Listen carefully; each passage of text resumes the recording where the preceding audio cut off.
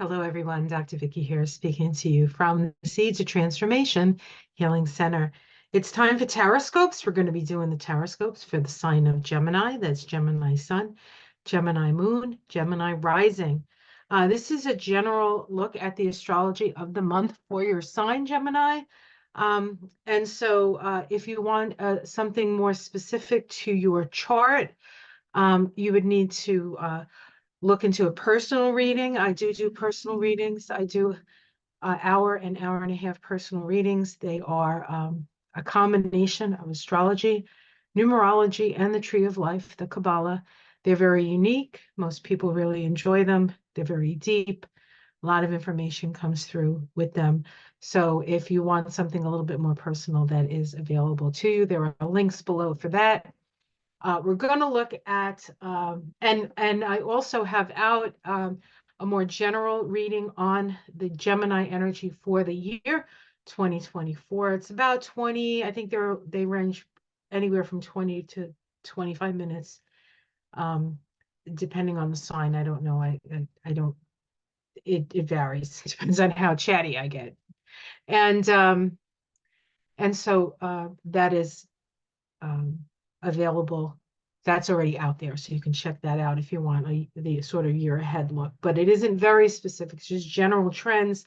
This will be general trends for the month of January, and followed by tarot reading. If you're not interested so much in the astrology, I do timestamp it. You can jump right to the tarot reading. So there's that option as well. Okay, so let's get started. Let's take a look and see what's going on. Okay, so we have Gemini for 2024. Gemini, as you may know, is a mutable air sign, and your mantra, Gemini, is I think. So what do you think about that? I think. And your ruling planet, of course, is Mercury. So let's take a look at the month ahead. Before we get to the month ahead, I just want to point out a few things generally. Now, this is a chart for Gemini with all the planets, the eclipses and the like. This is covered on that Gemini 2024 video. I go into this in detail.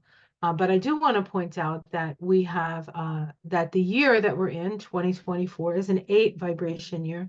8 on the tree of life is located in the throat chakra. This is a time when divine will works through us. And to a certain extent, we need to step aside so we can be conduits of divine will and divine energy. But this is located, the 8 is about as you sow, so shall you reap, right? That's the energy. It's a karmic energy. This path is called the secret of all spiritual powers, I think. I could be wrong about the last word. But it speaks of the Kundalini and the rising of the Kundalini energy. And so this is a time of great spiritual transformation. And because this is a Leo energy, we can look to see where Leo falls in your chart. And we have Leo in the 3rd house of the lower mind. So this is a very, this can bring a lot of information in for you this year. Okay, so that's something that I just wanted to point out. So let's look at January. January starts with a Mercury retrograde. I know you're thinking, wait a minute. I'm a Mercury ruled sign, but it's only retrograde for a little while and then it turns direct. So we start with this month and this year with a Mercury stationing direct at 23 degrees of Sagittarius. That is happening in your house of relationship. So if there's been some issues with miscommunication around relationships, this is a time when things are going to start to move a little bit more smoothly. Now, we don't really get out of the shadow of Mercury retrograde, I believe, until the end of the month, maybe even February. So while things will start to move forward and start to make more sense when it comes to this kind of stuff, especially contractual stuff. It really won't, like, you won't really maybe really see it or really notice it until the end of the month and the beginning of next month. But Mercury well, actually, yes, that's right. Well, actually, Mercury goes direct. It goes direct on the 13th. I mean, it goes back into Capricorn, I'm so sorry, on the 13th, and that goes into your 8th house of your shared resources, your shared values, your shared money, and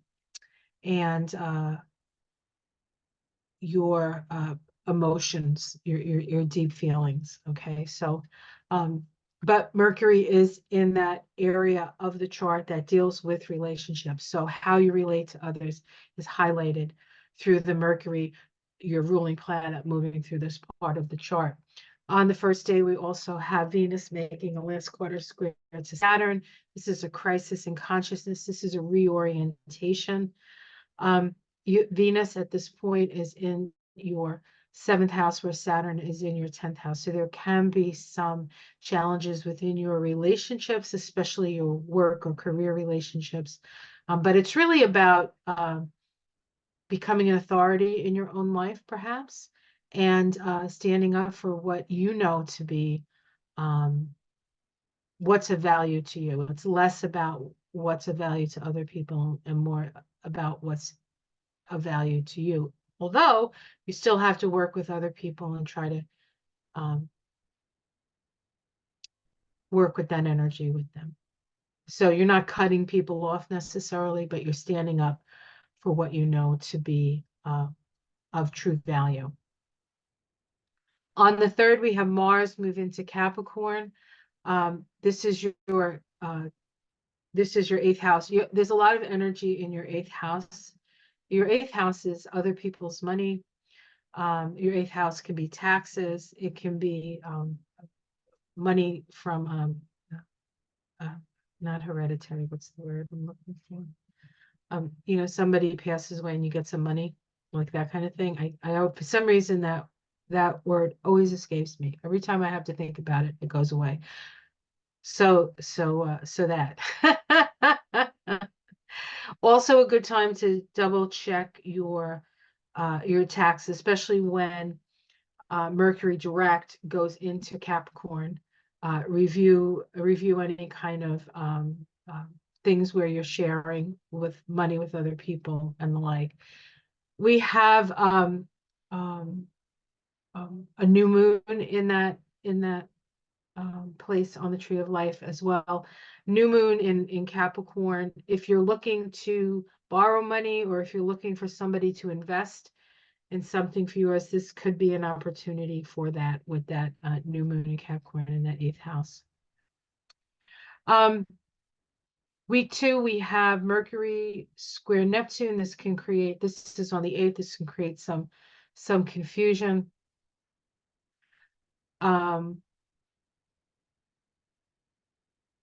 So anytime you're dealing with getting into partnership with somebody that you're sharing money, you just want to make sure that you do your due diligence with this. This is not something you're just going to jump into, for sure. The new moon in Capricorn occurs on the 11th of November, and then we have the full moon, which is so the new moon is when we plant seeds. The full moon is when it manifests. The full moon is in the sign of Leo this month. It occurs on the 25th, and it's happening in your 3rd house. So seeds planted at that on the 11th, you should hear by the 25th communication. We have a number of trines this month, a number of squares this month. The trines all have the energy of sharing what we know and what we understand. Okay. We have the Sun trine Uranus. This allows for easy change, easy change. Mars, so the trines are all waning trines. The sextiles are all waning sextiles. Both of those energies deal with sharing what we understand and moving into a more progressive humanitarian direction. That's really what the aspects are really sort of pushing us towards as we move through through January. Mars makes a trine to Jupiter. Now this occurs on the 12th. This is something you do need to be careful of because Mars is action and Jupiter is expansion. So there's an expansion of action. Mars is in Capricorn at this time. Of course, Jupiter is in Taurus. Here's your Mars in Capricorn here in the 8th house with this aspect. And where is Jupiter? And here's Jupiter. Okay. These are both happening for you in your water houses. So water houses deal with feelings, but water houses are also quite hidden, quite hidden. So there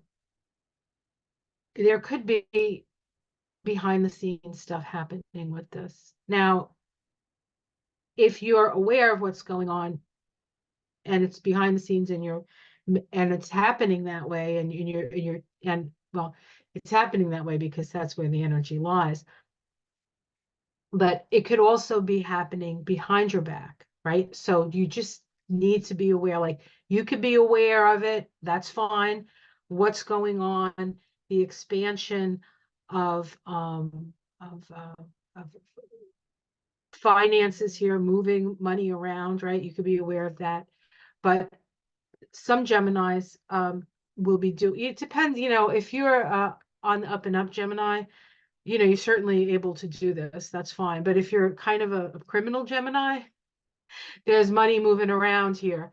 Now, I know you guys aren't criminal Geminis, but I'm thinking of a couple of criminal Geminis that are out there in the world right now, including the ex-president and the ex-mayor of New York City, people like that. So this is something that, and we may or may not find out about it. So just be aware that that's a possibility. On the 13th, Mercury moves into Capricorn. So Mars is the first planet to move into Capricorn, into that 8th house of other people's money, your shared resources, your emotions. Then we have Mercury move in on the 13th. And then at the end of the towards the end of the month, we have Venus on the 23rd move into there. So that 8th house is pretty crowded. It's pretty crowded. The 8th house is where we come up against forces greater than us. So you can't fight things in the 8th house. You have to be willing to change and transform when things are in the 8th house. Okay. And of course, you've had Pluto in that 8th house now since 2008. And this month, Pluto moves out of that house into the 9th house when Pluto moves into Aquarius. We'll get to that. Let's just take a look at, I have to move something so I can see what I'm talking about. Let's talk about that. On the 20th of January, it's a pretty big day. We have a conjunction of Pluto and the Sun. This happens every year. The difference between this particular Pluto-Sun conjunction is that this is the last Pluto-Sun conjunction we're going to see in the sign of Capricorn. It happens at 30 degrees of Capricorn, so at the last degree of Capricorn. The Sun illuminates the soul here, okay? But it's a seed that's being planted, and we may not see the results of that, of what is planted at this time until the summer, and the Sun is opposite Pluto. Okay, so that's when something comes to fruition. Would probably take a stab at that happening in your 9th and your 3rd house. So that's the house of the mind. So an illumination of the mind. But it is the last time that these two planets come together in Capricorn, and that's been happening. Every Sun-Pluto conjunction since 2008 has been happening in Capricorn. So this is sort of the period at the end of a sentence with that. And then on the same day, the Sun moves into Aquarius, the year of the wood dragon, by the way. And then Pluto moves into Aquarius the same day. So that 20th is a real shift in energy. In a way, There's a couple of things we still have to deal with that last degree of Capricorn energy as Capricorn does one more time go into Pluto goes one more time into Capricorn, happening in the 3rd of September and moves out the 20th of I was going to say the 20th of Scorpio, the 20th of November. And then Pluto's in Aquarius for the next 20 years. So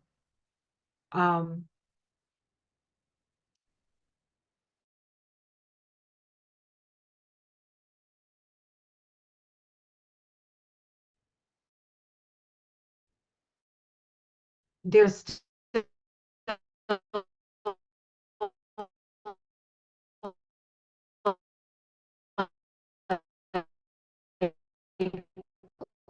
one more thing we have to do. And moving into the 9th house, and Pluto is transforming of life and in our perspective. So I feel like that's probably a very good thing because we certainly need more humanitarianism and less selfishness and me energy out there. All right.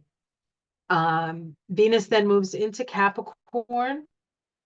So Venus, this is sort of like hanging out in Sag until Pluto moves out of Capricorn, and then she goes into Capricorn. Not that I can blame her. She's had quite the journey with Pluto over the last couple of years. So so that's very interesting. I find with Venus in Capricorn is maybe actually a little bit more of an opportunity for you to like if you are doing loans and things like this, and you need money or capital for something like that, to expand your to expand a project that's important to you, that would be the time for that. On the 25th, we have the full moon in Leo, the planet, the sun associated with creative self-expression. Of course, the sun at this time is in Aquarius. And so we bring this activating the axis of love in your mind. So this is a really good time to practice a loving mind, as it were. We do have your ruling planet Mercury make a conjunction to Mars at 17 degrees of Capricorn.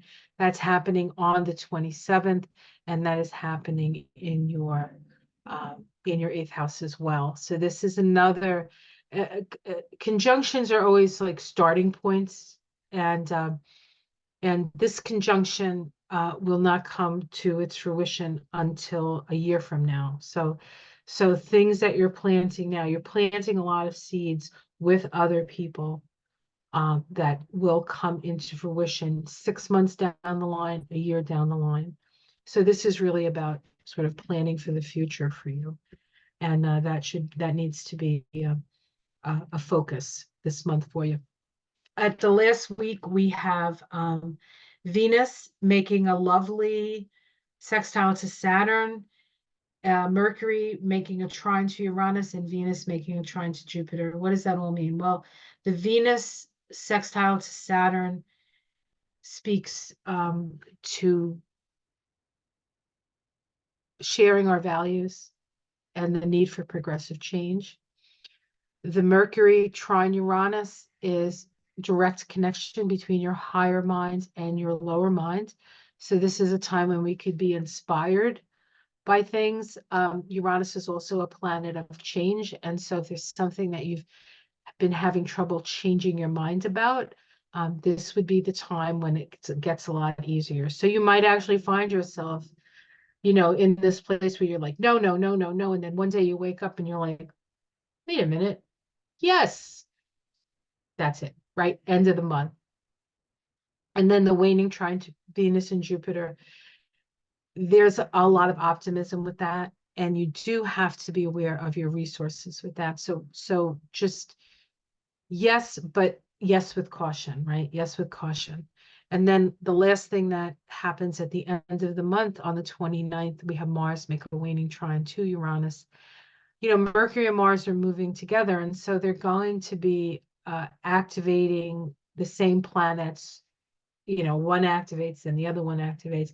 And so the first thing that activates is the Mercury. And so you have an opportunity to think about it before you take an action. But there isn't a lot of space between thinking about it and an action. It's like a day. So again, I know I said a lot. So let's see if I can just wrap it up in a nice little bow. A lot of energy around shared resources, opportunities to move some money around if that's what you need to do. But there could be people moving money around without your awareness, so you need to be aware of that. Just keep a close eye. Keep a close eye on your you know how you use your cards all the time and you maybe you don't check your accounts. Check your accounts. This is the time to be especially cautious around the money that you share with other people, to see where it's going, to see what's happening with it. You just really need to focus on that this month. It doesn't necessarily mean that bad things are happening, but it pays, because if there is a problem or a mistake, it's better to catch it early. Okay. Um, let's see what else we have. All right, I think that's what I want to say about your month ahead. So let's get into the tarot, and we're going to be using, what do I have here? I'm going to be using the Druidcraft Tarot. So let me stop the share here so you can actually see me as we do this reading. Okay. And for those of you who are into political stuff, we got to keep an eye on Trump and Giuliani for sure. And maybe Ping, Xi Ping. Xi Ping is also a Gemini. A lot of Geminis in power. Bolsonaro used to be was a Gemini as well. All right, let's see. Jack Smith is also a Gemini. So it's not all bad news, guys. All right, let me just try to shuffle these. The last card reading I did, I was shuffling, and the minute I stopped and started, like half the cards fell on the ground. So let's try not to drop any cards this time.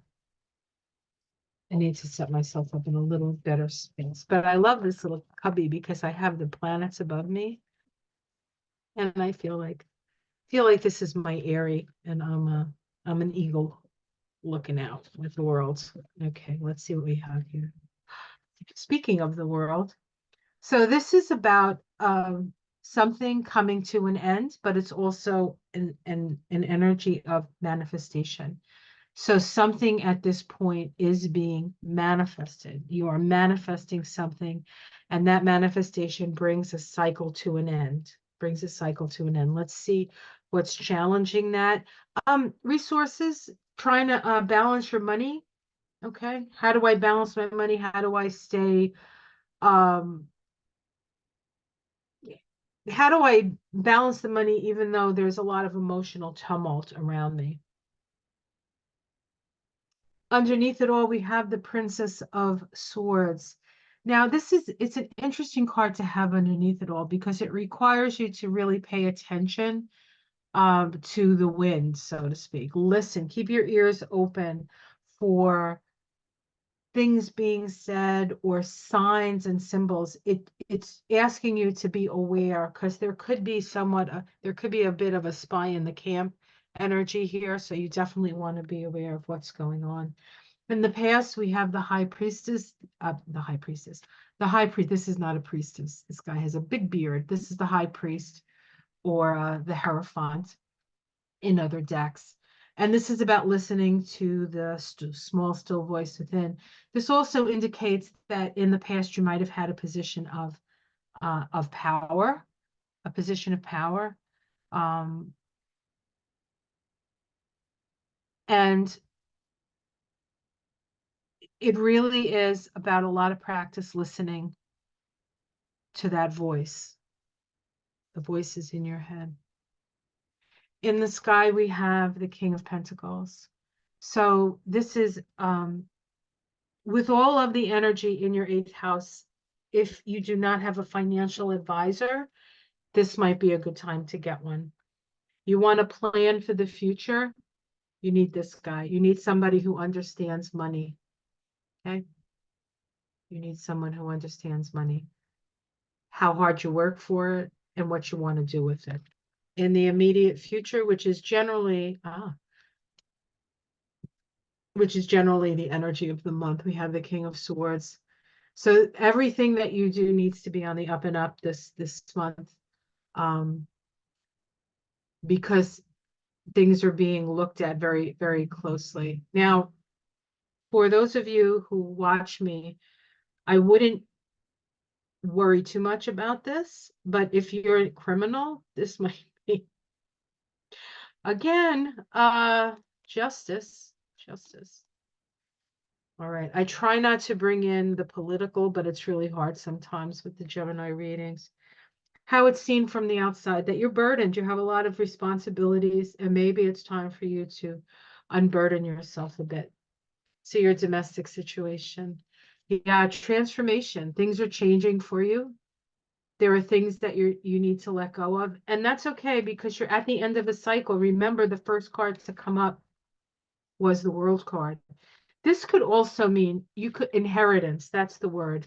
You could get an inheritance this month. And so if that's the case, what do you do with the money? You want to take that money and make sure that you're working with somebody who's on the up and up and who can help you organize the money that comes in. Or it could be that you do get a loan for a business, or you get somebody, a grant of some sort. There's money coming in from other people who are willing to invest in you. But you do have to be careful, because when money is involved, as we know, things can get pretty hairy. Your hopes and fears, you hope for good days and time with friends and family. Who doesn't? I love that. Let's see the outcome. Oh, the Emperor. So this is about dominion. This is about being the captain of your own ship. So you may need some help with the finances and figuring out how to do things, but ultimately you're in charge. Ultimately you're in charge, and you're by the end of the month, you're going to feel much more secure. You're going to know where things are. January is like such a different energy than the end of last year when it comes to the aspects that are coming. Now, not to say that everything that happened at the end of last year is going to magically disappear when January floats around, but we're going to see things that we weren't able to see, or we're going to be able to move out of some of the more difficult energies of the end of last year, and have a new perspective. But it really, for you, it's mostly about there's some things coming to an end, and you're going to have to figure out how to stabilize your future through that. And there's help coming, there's money coming, there's help coming, there's people available to help you. Underneath it all, we have the Three of Pentacles. This is finding meaningful work to a certain extent. The Wheel, this is change in fortune, but it's also in this deck, it really talks about having very healthy boundaries. You want to create the sacred space for yourself here.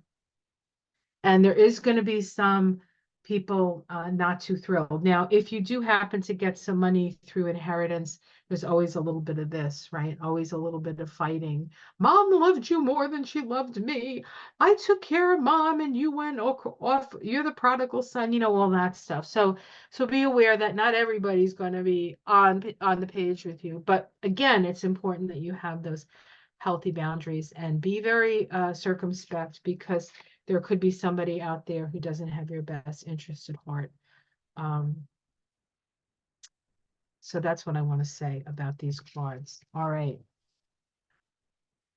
All right, there's your January, Gemini. Now we're going to pull a oracle card. I'm pulling for January in honor of, oh, there they are, in honor of Aquarius, Pluto moving back into Aquarius. We're going to pull a Starseed Oracle, because most of you people watching me are from a different planet anyway. So let's see. Let's see what the word from home is. Word from home. What does Gemini need to be aware of? January 2024. January 2024 for Geminis.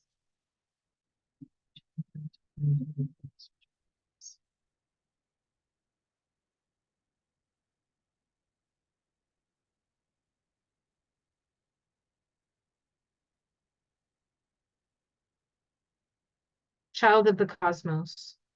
The intelligence of the universe lies within you. All right, I will read this. I'll hold the card up as soon as I find it. I'm doing a George W., reading it upside down. The goat book? No, never mind. Some of you might be too young to remember that. Okay. Might not have even been born. I'd like to think that young people watch me, but I doubt it. All right, here we go. There we go. Okay.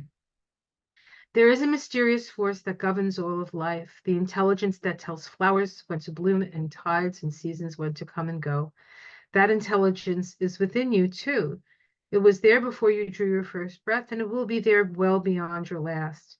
It is a part of you that informed every cell what to do when you were in your mother's womb. It's harder to resist this force than it is to surrender to it. Because Earth is a planet of polarity and free will, it's easy to forget that this intelligence exists within us. So often we become disconnected from this pulse of life and fall into patterns of believing that we're separate or feeling that we need to go it alone. We can feel isolated, as if we need to figure things out for ourselves, to rely on our own strength. You're being called to remember the intelligence that's within each and every one of your cells, to remember that you're a precious child of a loving universe, that you have access to all of the intelligence, wisdom, strength, flow, and qualities that ever were, ever will be. And to remember that if a flower knows exactly when and how to bloom, then so do you. How can you surrender more deeply to the intelligent flow of life? This is your innate intelligence. This is your innate intelligence, and a willingness to trust that. At the same time, you're not alone, and you can ask for help, and you will get help, and you'll get help this month. You just need to stay awake and aware. This is a time when being woke is much more preferable than being asleep. All right, guys, have yourself a wonderful month. Like and subscribe if you would. If you would like to support my work, you can do that by giving me a thumbs up, sharing this video with another Gemini who may need to hear this story or this reading. Or if you want to do it in a more monthly way, I do have a Patreon page. All the links are below. If you have questions, my email's below as well. You can always drop me an email. That's the easiest way to get a hold of me. All right. Have a wonderful month, guys. It's going to be a very different year than it was in 2023. It is a year of reaping what we've sown. So if you've done your due diligence to be the best and the highest, come from the highest place within yourself, then you have nothing to worry about. There are some Geminis out there that do have something to worry about, but it isn't you. All right, guys, take care. Much love. Namaste.